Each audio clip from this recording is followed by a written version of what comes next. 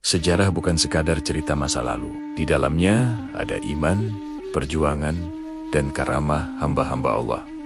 Selamat datang di Nas Sejarah Zaman, channel yang mengulas sejarah zaman dahulu dan kisah para ulama serta wali berdasarkan riwayat dan tradisi Islam Nusantara. Jangan lewatkan ceritanya. Tonton sampai akhir. Sebuah perang besar yang berlangsung selama 10 tahun melibatkan raja-raja Yunani, pahlawan legendaris, dan sebuah kota yang akhirnya hancur oleh tipu daya. Inilah Perang Troya, salah satu konflik paling terkenal dalam sejarah Yunani kuno yang mengubah peradaban dunia. Perang Troya diperkirakan terjadi sekitar abad ke-13 sebelum Masehi, pada masa zaman perunggu akhir. Saat itu, dunia Yunani terdiri dari kerajaan-kerajaan kecil yang kuat seperti Masini, Sparta, Ituka, dan Pylos. Sementara itu, di pesisir Asia Kecil, yang sekarang kita kenal sebagai Turki, berdiri sebuah kota yang sangat kaya dan strategis bernama Troya atau Ilian. Troya menguasai jalur perdagangan penting yang menghubungkan Laut Aegea dengan Laut Hitam. Posisi strategis ini membuat Troya menjadi kota yang sangat kaya, kuat, dan selalu menjadi rebutan pengaruh oleh Karijen-Karaujaan di sekitarnya. Temboknya yang kokoh membuatnya terkenal sebagai kota yang sulit ditaklukkan. Menurut tradisi Yunani yang dicatat dalam Mahakarya Homer berjudul Iliad, perang kolosal ini bermula dari sebuah peristiwa yang melibatkan keluarga kerajaan. Paris, seorang pangeran dari Troya, sedang berkunjung ke Sparta. Di sana, ia jatuh cinta pada Helen, istri dari Raja Menelaus dari Sparta. Helen dikenal sebagai wanita tercantik di seluruh dunia pada masanya. Paris kemudian membawa Helen pergi bersamanya ke Troya.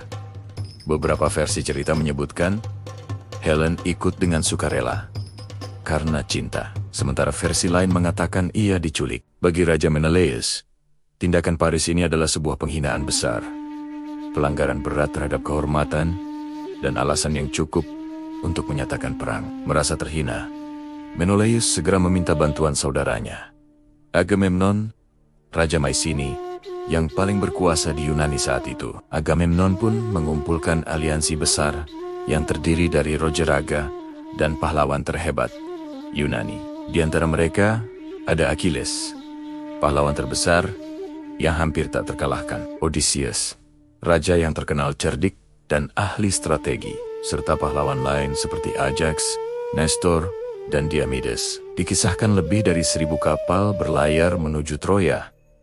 Ini bukan lagi sekadar perang pribadi, melainkan perang besar antar peradaban. Troya sendiri bukanlah kota kecil yang mudah ditaklukkan. Penggalian arkeologi modern di situs Hisarlik, Turki, menunjukkan bahwa kota ini memang dikelilingi oleh tembok pertahanan yang sangat besar dan minara-minara pengawas yang kokoh, membuatnya hampir mustahil ditembus secara langsung. Kota ini dipimpin oleh Raja Priam yang bijaksana, dengan pahlawan terbesarnya adalah Hektor, putra tertua. Sang Raja Hektor dikenal sebagai pejuang yang terhormat, pembela keluarga yang gigih, dan pahlawan sejati bagi rakyat Troya. Perang Troya berlangsung sangat lama, sekitar 10 tahun. Banyak pertempuran besar terjadi di luar tembok kota, mulai dari duel 1 lawan 1 antar pahlawan, serangan besar-besaran ke pantai, hingga pengepungan panjang yang melelahkan. Namun, selama bertahun-tahun, tidak ada satu pihak pun yang benar-benar bisa meraih kemenangan mutlak. Kedua belah pihak mengalami kerugian besar, kehilangan banyak pahlawan, dan merasakan keletihan yang luar biasa. Salah satu momen paling ikonik dalam perang ini adalah duel antara 2 pahlawan terhebat dari masing-masing pihak, Achilles dari Yunani dan Hektor dari Troya. Awalnya, Hektor berusaha menghindari pertarungan langsung dengan Achilles yang terkenal ganas. Namun, demi kehormatan kota dan keluarganya, ia akhirnya memutuskan untuk menghadapi Achilles. Dalam pertarungan yang sengit, Hektor tewas di tangan Achilles. Kematian pahlawan utama ini menjadi pukulan telak bagi moral dan pertahanan Troya. Namun, Kejayaan Achilles tidak berlangsung lama, meskipun dikenal hampir tak terkalahkan.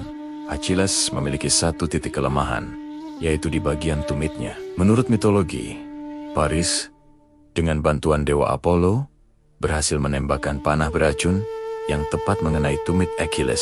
Sang pahlawan terbesar Yunani itu pun tewas. Kematian Achilles menjadi pengingat bahwa tidak ada manusia yang benar-benar abadi atau kebal dari takdir. Setelah bertahan-tahan gagal menembus tembok Troya, Odysseus, sang ahli strategi, mengusulkan sebuah rencana yang sangat licik. Pasukan Yunani berpura-pura mundur dan menarik kapal-kapal mereka, seolah-olah menyerah. Namun, mereka meninggalkan sebuah kuda kayu raksasa di depan gerbang Troya. Orang-orang Troya mengira kuda itu adalah hadiah kemenangan atau persembahan suci untuk para dewa. Meskipun beberapa orang, seperti pendeta Laocho, sudah memberikan peringatan, kuda kayu itu tetap ditarik masuk ke dalam kota. Malam harinya, saat seluruh kota Troya merayakan kemenangan mereka, para prajurit Yunani yang bersembunyi di dalam perut kuda kayu itu keluar secara diam-diam. Mereka membuka gerbang kota dari dalam, membiarkan seluruh pasukan Yunani yang telah kembali di bawah kegelapan malam masuk dan menyerbu kota. Troya dibakar habis. Raja Priam tewas, dan kota yang megah itu hancur total. Perang Troya pun berakhir dengan kehancuran kota legendaris tersebut. Pada abad ke-19, seorang arkeolog bernama Henrik Schliemann berhasil menemukan reruntuhan kota Troya kuno. Bukti-bukti arkeologi menunjukkan bahwa kota ini memang pernah ada dan mengalami beberapa kali kehancuran. Salah satu lapisan kehancuran tersebut cocok dengan perkiraan waktu terjadinya Perang Troya. Ini memperkuat gagasan bahwa Perang Troya bukanlah sekadar mitos, melainkan sebuah legenda besar yang berakar pada konflik nyata di masa lalu. Perang Troya tidak hanya mengubah peta kekuasaan di dunia Yunani kuno, tetapi juga menjadi sumber inspirasi tak terbatas bagi sastra, seni, dan budaya barat selama ribuan tahun. Kisahnya mengajarkan kita tentang kesombongan, kehormatan, tragedi, tipu daya, dan betapa mahalnya harga sebuah perang. Perang Troya mengajarkan satu hal penting. Tembok setinggi apapun bisa runtuh jika kepercayaan dan kehati-hatian hilang. Ikuti terus Nas Sejarah Zaman untuk kisah perang besar, peradaban kuno, dan sejarah dunia yang membentuk peradaban manusia. Terima kasih telah menonton.